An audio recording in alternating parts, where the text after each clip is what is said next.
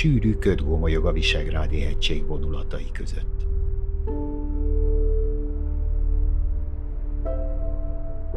A nyár elmúltával a hajnali órákban egyre többször találkozhatunk ezzel az igencsak hangulatos légköri jelenséggel.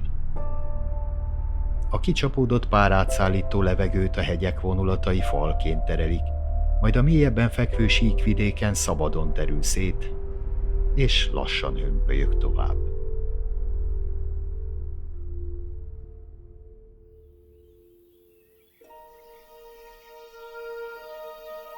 Gímszarvas tehenek és első éves borjaik játszanak önfeledten egy Natura 2000-es védettséget élvező nádasban.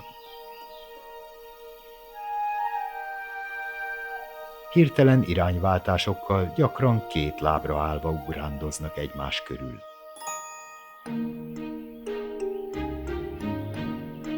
Szemlátomást jól érzik itt magukat. Létteik azonban nem maradnak vigyázó szemek nélkül.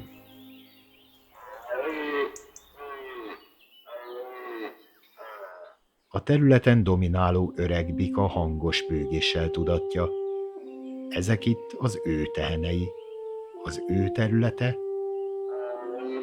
és hogy nem érdemes vele ujjat húzni.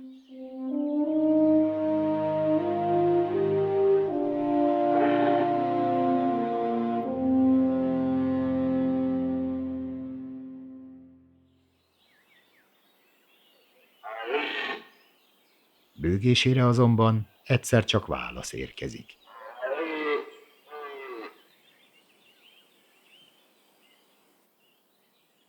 Egy másik, pár évvel fiatalabb, ereje teljében lévő bika az.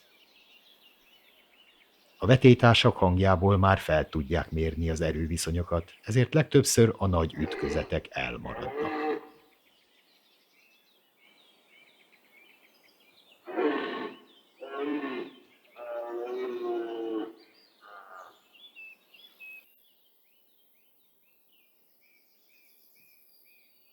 Mindketten a visszavonulás mellett döntenek, és valamivel távolabb terelik egymástól féltve őrzött háremüket.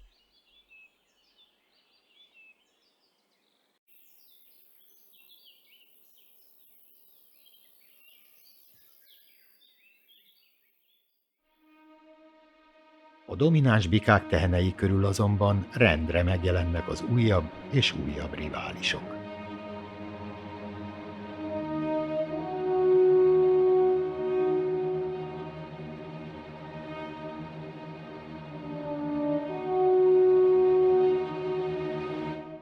Szeptemberben az ösztönök és a hormonok veszik át az irányítást. A bikák önkívületi állapotához hozzájárul az a tény is, hogy ebben az időszakban bizony egyáltalán nem legelnek, és ez tetemes súlyveszteséggel jár. Csak is a legjobb bőgőhelyek elfoglalása érdekli őket, no meg a rajtuk legelő tehenek kisajátítása erre a különleges atmoszférájú szűk egy hónapra. A közelben fekvő, hasonló, vízben és cserjében gazdag területek felbecsülhetetlen értéket képviselnek, és ezeket sokan szeretnék is a magukénak tudni. A legnagyobb kihívást azonban nem biztos, hogy az egymással való versengés jelenti majd számukra.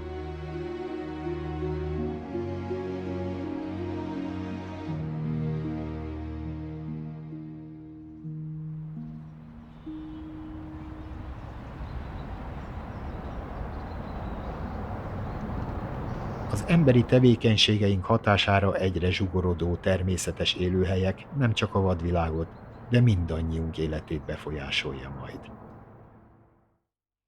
Ezek a mocsaras, vizes élőhelyek számtalan élőlénynek adnak otthont, és szolgálnak szaporodó, illetve nevelőhelyként. Mindemellett az emberek lakóhelyeinek klíma és vízháztartásában is fontos szerepet játszanak.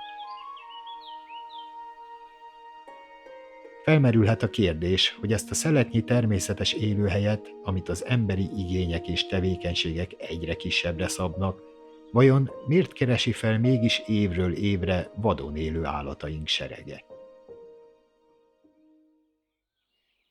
Az alapvető boldogulásukhoz szükséges víz és buja növényzet meglétén túl egy erős ösztön is vezérli őket.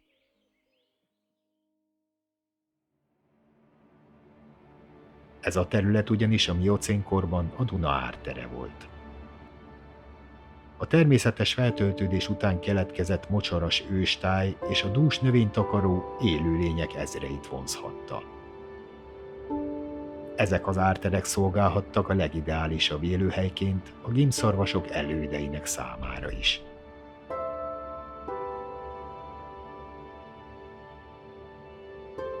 A természetes őstájból azonban mára szinte semmi sem maradt. Egy valami azonban mégis változatlan. Az az évezredek által íródott gén, ami még ma is ide csábítja hazánk egyik legszebb és máig szelidítetlen emlőseinek csordáit.